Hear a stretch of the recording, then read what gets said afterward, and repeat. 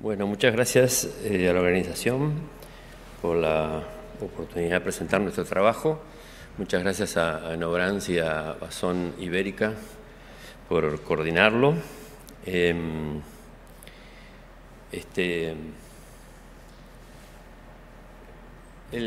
nuevo mundo por descubrir un poco viene la conversación en realidad porque las apiculadas, ese tipo de levadura que creo que acá ahí pueden ver que son tienen una división bipolar bien diferente que Saccharomyces cerevisiae, ¿no? Son las levaduras más abundantes en la uva y en muchas frutas. En la uva sabemos en el mundo que más o menos un 50 a 80% de la flora nativa que viene en la cáscara de la uva son especies apiculadas, ¿no? Hansenías porabiniae es una levadura particular dentro de ese grupo de apiculadas. Y un poco lo que queríamos mostrar hoy es cómo descubrimos que producía Viñae aromas específicos y cómo se fue descubriendo de que tenía potencial aplicación, digamos, porque puede fermentar hasta 9, 10%, 11% de alcohol, que muchas apiculadas de estas que están en la uva no pueden fermentar más de 3, 4, 5% de alcohol. Entonces, la idea es mostrar una visión más de la biología de este proyecto, y después Remy va a mostrar unas aplicaciones. La buena noticia de esto es que ya hace más de 10 años que estamos elaborando vinos comerciales con esta levadura y que ahora empieza un poco un proceso de aplicación más masivo, digamos.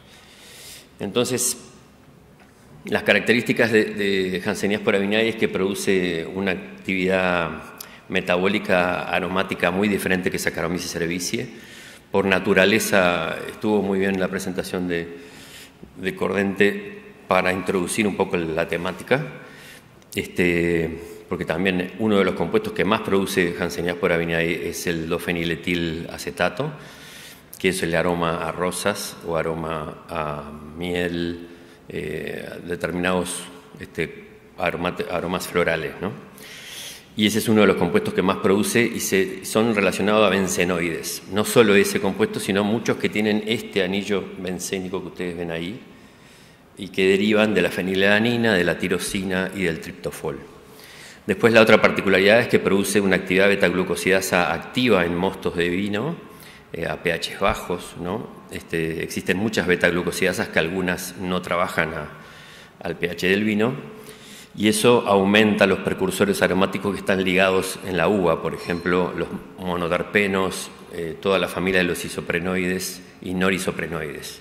En vinos tintos principalmente serían norisoprenoides. Y lo otro interesante que tiene una velocidad de autólisis de días con respecto a Saccharomyces cerevisiae. La autólisis o la crianza en las lías lo que nos aporta es boca. Entonces, cuanto más lenta es la autólisis en Saccharomyces cerevisiae, por eso se hace el batonnage o se hace la fermentación en botella de espumosos, mínimo 6 meses lleva de integración de las células al vino, que eso da cuerpo, estructura, y por otro lado tiene una actividad proteasa que después les vamos a mostrar apenas una introducción a la actividad proteasa, que es muy interesante también para evitar el uso de exceso de bentonita, por ejemplo, o estabilidad en los vinos blancos. El ensayo que les vamos a mostrar es Sauvignon blanco.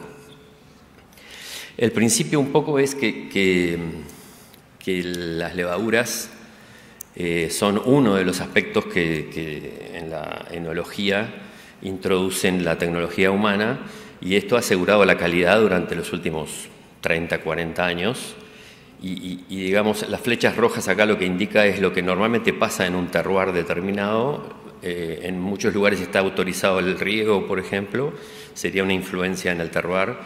La fertilización exterior sería otra influencia, y la aplicación de levaduras comerciales. El objetivo de este proyecto era diferenciarnos, ¿no? Cómo poder diferenciar tus vinos en un mercado tan gigante y global, es una de las metas que hoy los enólogos están buscando, que más o menos esto lo explicaron ya en las presentaciones anteriores.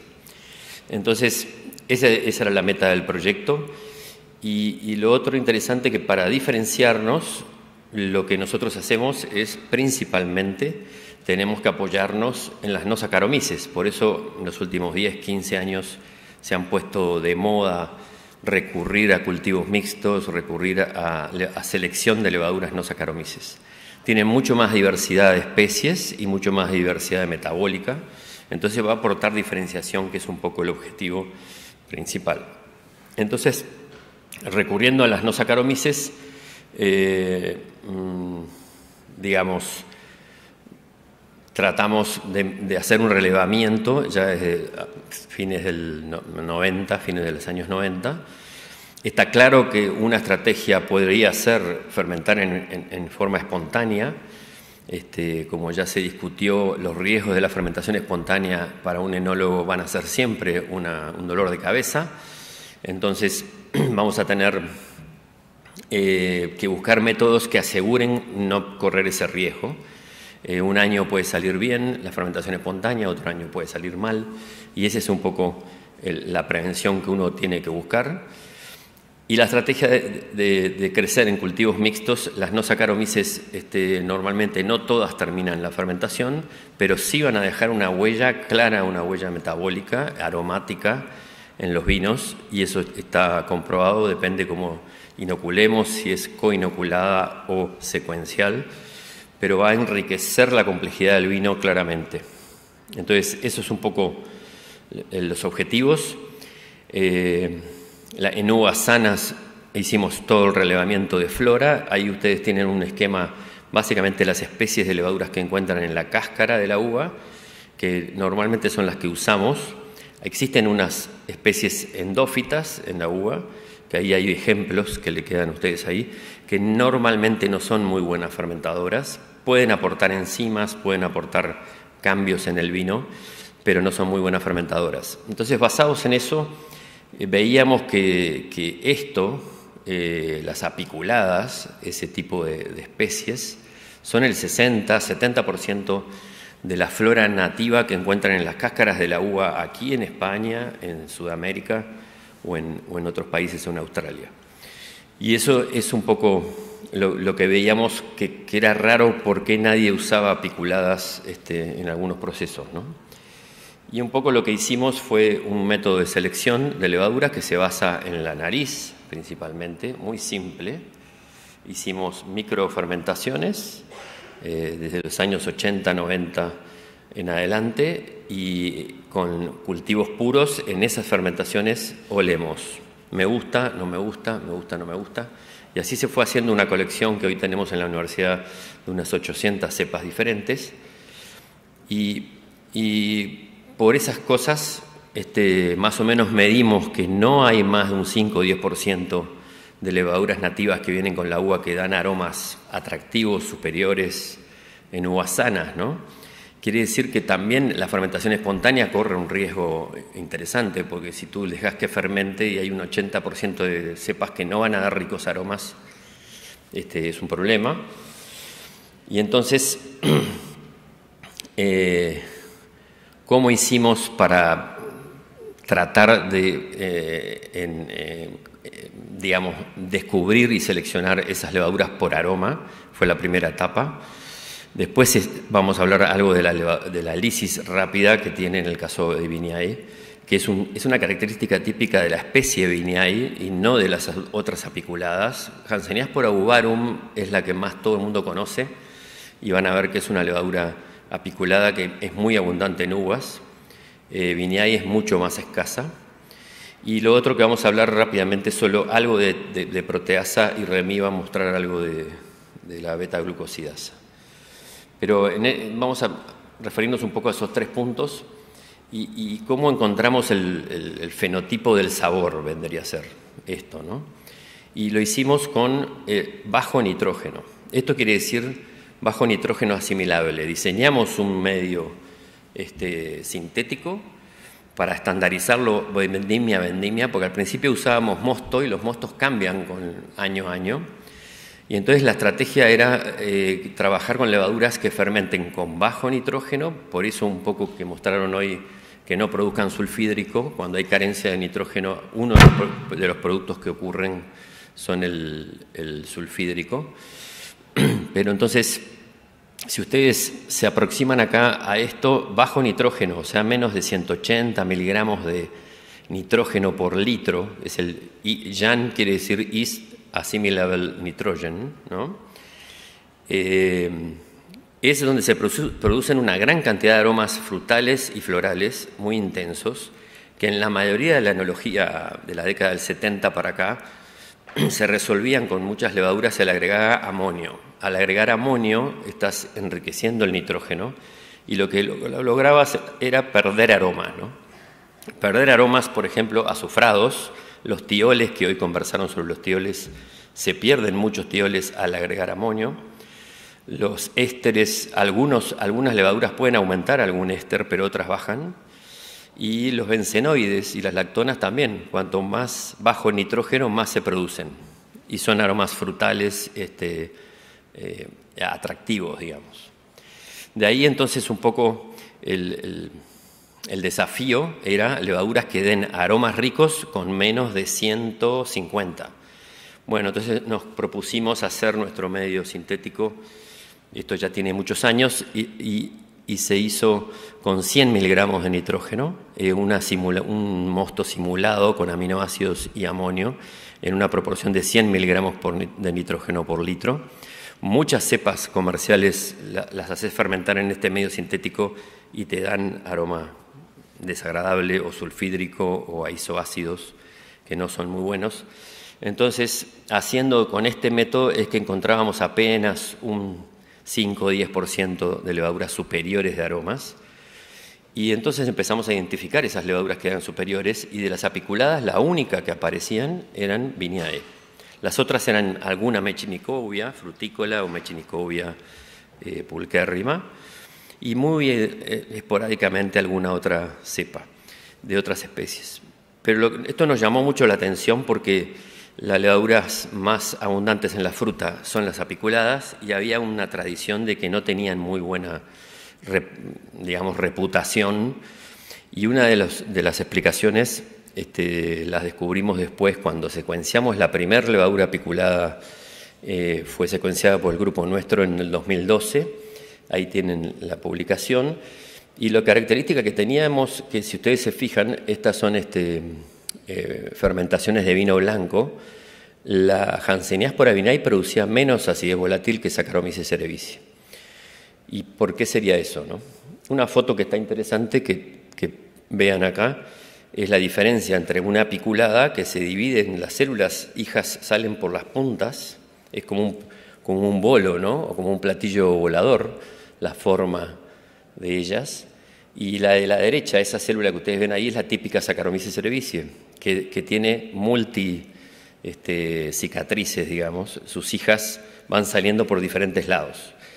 En cambio, Hanseníaspora vinae sale solo por las puntas. Eso hace una biología muy, muy diferente y es muy interesante porque eso nos da diversidad en lo que estábamos buscando, ¿no? Entonces, hicimos vinos en Uruguay hasta el 2015, 2014, y ahí empezamos a hacer vino. Este es un trabajo hecho en Tarragona, una tesis de una estudiante nuestra con Macabeo. Macabeo es una variedad neutra, blanca, bastante simple, y acá ven cómo se enriquecían los aromas florales intensamente. De los compuestos florales, después van a ver que se detectan en las próximas diapositivas, les voy a mostrar que son compuestos muchos relacionados a los bencenoides, como van a ver. Y entonces aquí en este recuadro rojo ven a Hanseníaspora vinae, tiene un genoma más chico que Saccharomyces cerevisiae porque se separa del grupo de Saccharomyces antes de la duplicación del genoma. Eso es un término que muchos biólogos conocen bien, que Saccharomyces cerevisiae duplicó su genoma hace 100 millones de años.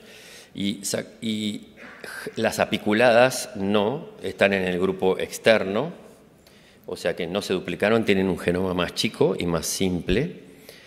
Sin embargo, luego de estos últimos 10 años se secuenciaron un montón de especies. Acá están las especies que hoy están secuenciadas de Jansenia spora viñae, y pueden ver que este grupo que estamos recuadrando ahí es el grupo donde está Jansenia spora viñae, donde está Jansenia spora osmófila y donde está Jansenia spora occidentalis, que occidentalis es una especie que no la vemos frecuentemente en uvas, se ve en otras frutas, pero ellas son las fermentadoras, las que llamamos el grupo de la fermentación. Ellas fermentan el doble que las otras que están arriba, que ahí está Uvarum, la más famosa de las apiculadas, y que van a ver que por qué estaban desprestigiadas estas apiculadas, porque esas levaduras de la fruta no están acostumbradas a la fermentación y producían acidez volátil. Entonces vos hacías un vino con cultivo puro de eso, a veces te daba un aroma desagradable. Al contrario, el grupo de fermentación tiene mucho más capacidad de fermentación en las vías metabólicas, y entre las cosas que se descubrió, por ejemplo, es que tiene, acá ven la formación de acetaldehído hacia etanol. H. viñae tiene 8 copias de este gen, que es el alcohol deshidrogenasa. Osmófila tiene 6 copias, fermenta un poquito, con un poquito más de dificultad, y las otras janseniásporas de todo el grupo de frutas tienen menos de 4 copias. Entonces, eso genera acumulación potencial de ácido acético o falta de terminación de la fermentación, ¿no? O exceso de acetaldehído, que después nos implica los varios problemas que ustedes han escuchado hablar de los sulfitos y la acumulación de sulfitos. Esto se logró hacer gracias a que están los genomas. O sea, la importancia de tener todas las secuencias hoy es que podemos explorar más fácilmente hacia dónde nos queremos dirigir y orientarnos, ¿no? Acá ustedes ven que Jansenia spora viñae y Osmófila fermentan más o menos a la mitad que Saccharomyces cerevisiae, que está acá arriba, y Uvarum fermenta la mitad menos de la mitad que Saccharomyces cerevisiae. Entonces eso se fue entendiendo, entendimos todo su metaboloma, son los bencenoides, que son aromas frutales, a almendras, a frutos secos, a algunos a caramelo. Los isoprenoides, que son aromas terpénicos también, florales, que pueden ser algunos sintetizados y otros aumentan por las beta-glucosiasa que tiene la levadura. Y los acetatos, ¿no? Entonces, ¿por qué tiene tantos producción de aromas a rosas y por qué acetila estos bencenoides? Es algo muy particular de Jansenia spora viñae, que lo vemos en la próxima. Bueno, la otra es la acetoína, es un cuerpo, una manteca, una capacidad de dar un poco de volumen a la boca cuando son niveles sensoriales bajos, que pueden ser interesantes. Y entonces acá comparamos Uvarum, Osmófila y Viñae, y vamos a ver que pensamos Osmófila debería comportarse parecido a Jansenia spora viñae, sin embargo, no. Vemos que Viñae produce 100 veces más acetato de betafeniletilo que Osmófila, varias veces más también, 100 veces más de acetato de tirosol y acetato de triptofol, que también son aromas frutales muy poco descritos porque en la enología aparecen en muy bajas concentraciones, pero dan frescor, fruta, complejidad. Y entonces, esa es una característica típica de Viñae que un poco se muestra en esta zona de acá, si se fijan, en concentraciones mucho más altas. Y entonces dijimos, ¿por qué será que acetila tanto? Y bueno, una simple cosa fue analizar los genes que tiene Jansenia spora viñae, y claro, y tiene 5 copias de acetato de acetiltransferasa, que son específicas para los alcoholes superiores, estos como derivados de la fenilalanina, tirosina y tirosol y triptofol, mientras que Saccharomyces cerevisiae tiene una copia activa de acetiltransferasa. Quiere decir que Viñae tiene mucho más batería de genes para hacer ese proceso. Y ahí lo ven comparado con Jansenia spora osmófila también, que no tiene esos genes. También tiene una sola copia y no acetila estos alcoholes. Entonces fuimos entendiendo un poco todo el proceso de esa biología. El otro, acá hay 11 cepas de Hanseníaspora viñae, que todas producen bencílico. El alcohol bencílico es un aroma almendrado, frutal, interesante. Y acá tienen una Saccharomyces cerevisiae que no produce nada de alcohol bencílico. Entonces, ahí se fueron entendiendo un poco los metabolitos aromáticos.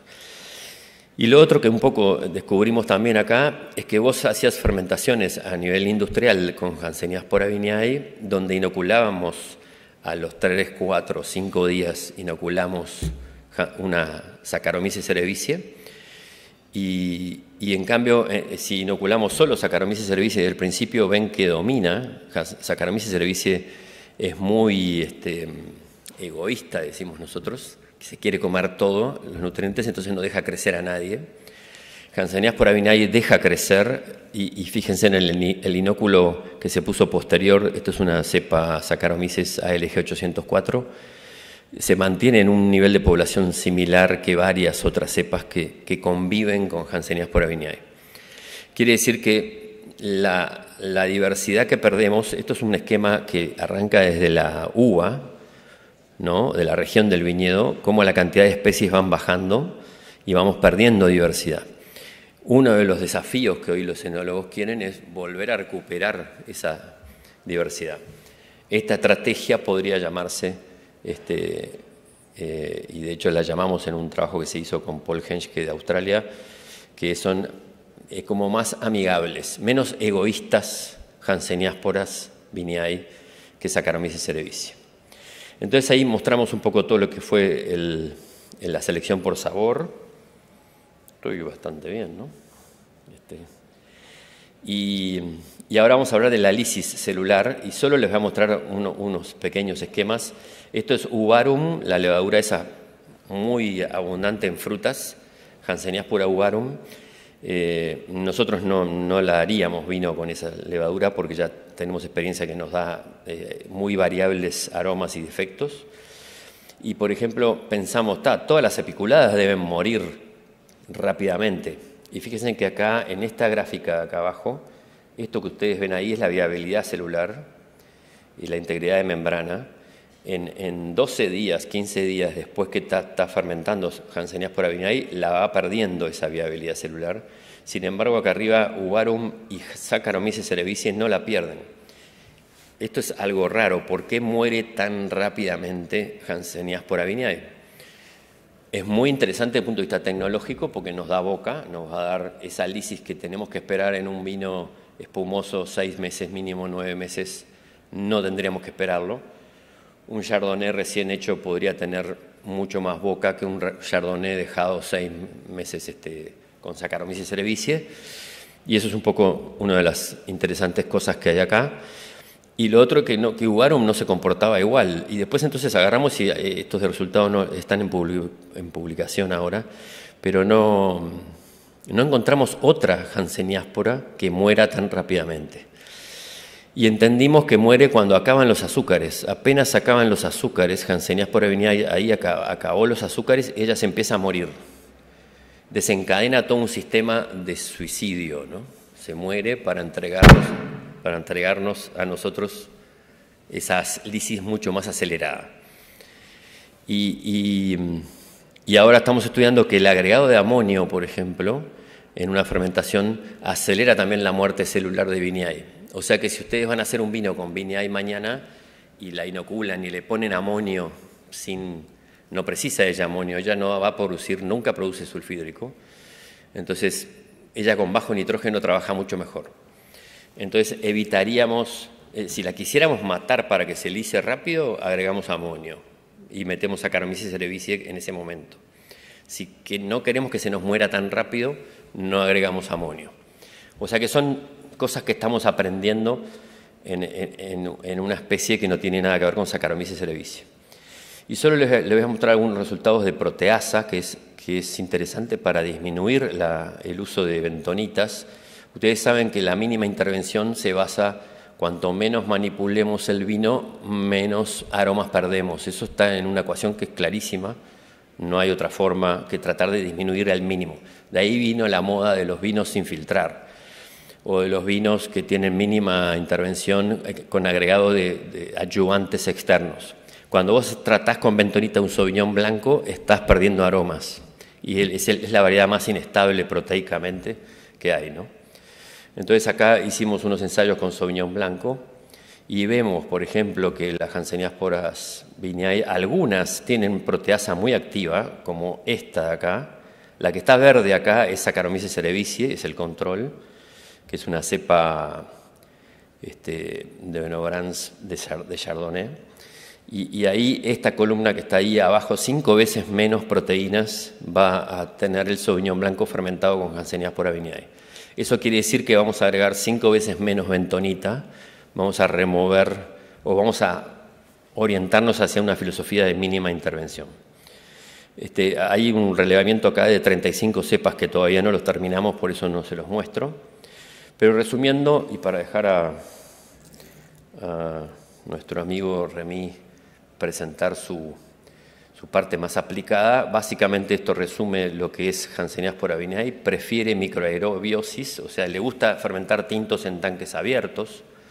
Eso está muy bueno para estabilizar los taninos, para estabilizar el color. Le gusta trabajar a baja temperatura. Ella trabaja mejor a 18 grados que a 28 grados. No le gustan los 25 grados. A ella le gusta trabajar entre 15 y 22 grados máximo, que está muy bueno para tintos jóvenes, pero también para tintos del clima caliente. Está un poco esa teoría de los enólogos que donde hay clima muy caliente, lo mejor es fermentar frío, ¿no? Lo contrario a unas maceraciones de alta temperatura. Y a ella la favorece eso. Entonces, tanques abiertos y además bajo nitrógeno. Eso está muy bueno, no agregamos nitrógeno hasta que pongamos la Saccharomyces cerevisiae, que es un poco lo que nos va a mostrar Remy ahí, porque en realidad la Saccharomyces cerevisiae es la única que va a sufrir un poquito que le pongamos alguna vitamina o algún amonio. Entonces, esto es un poco características típicas de esta levadura. Lo primero que elaboramos, que era lo más fácil de evaluar, fueron muchos vinos blancos y el Taná, que es la variedad típica nuestra de Uruguay, porque la Taná tiene mucha estructura, mucha color, pero muy poca nariz. Es una variedad con poca fruta, poca intensidad frutal. Entonces ahora fermentamos Taná a baja temperatura con Hanseníaspora viñae y enriquecemos mucho más los aromas en tinto. Eso nos ha mejorado el potencial de esa variedad. Chardonnay, porque es una variedad que nos evitamos el batonnage 7 meses, 8 meses, 9 meses en barrica. Sacamos Chardonnay con 2 meses y ya está con cuerpo. Y lo otro que es muy interesante, que yo creo que es lo que más le interesa a muchos enólogos, donde hay variedades neutras, ¿no? Que hay toneladas y toneladas de uvas en el mundo, como Macabeo, Treviano o Ugni Blanc en Francia. El Albillo es una variedad blanca de la Ribera del Duero. Estas variedades que son más neutras las enriquece, le da boca y valorizamos mucho más ese vino, ¿no? Ese es un poco. Petit Manseng, fermentado en barrica, es una variedad del País Vasco también, originaria, parienta del Taná. Y entonces lo que queríamos resumir aquí era simplemente esto. Hay una oportunidad de construir una nueva línea de levaduras que están relacionadas a Hanseníaspora viñae. Tenemos en nuestro grupo más de 35 cepas diferentes genéticamente de esta especie, que es muy raro porque normalmente no la encontrás en las frutas. Esto fue un poco porque entendimos cómo seleccionarla o dónde encontrarla, y que además permitirían combinarse mejor con el terroir, ¿no? Con los aromas de terroir. Entonces, conclusiones: aroma, intensidad aromática, 20 veces más aromas acetatos que Saccharomyces y derivados de bencenoides y alcoholes superiores derivados de los aminoácidos aromáticos. Mucha rapidez en la lisis, tiene un interés espectacular esto. Se están haciendo vinos bases, va a mostrar algo Remy, de espumosos, porque te da cuerpo para el espumoso, para la burbuja, para la calidad del producto. y enzimas activas, proteasa y glucosidasa, a las condiciones de pH del vino, que tenemos muchas levaduras que a veces tienen actividades de este tipo, proteasa y glucosidasa, pero las pones a 3,2, 3,3 y no son muy funcionales. Bueno.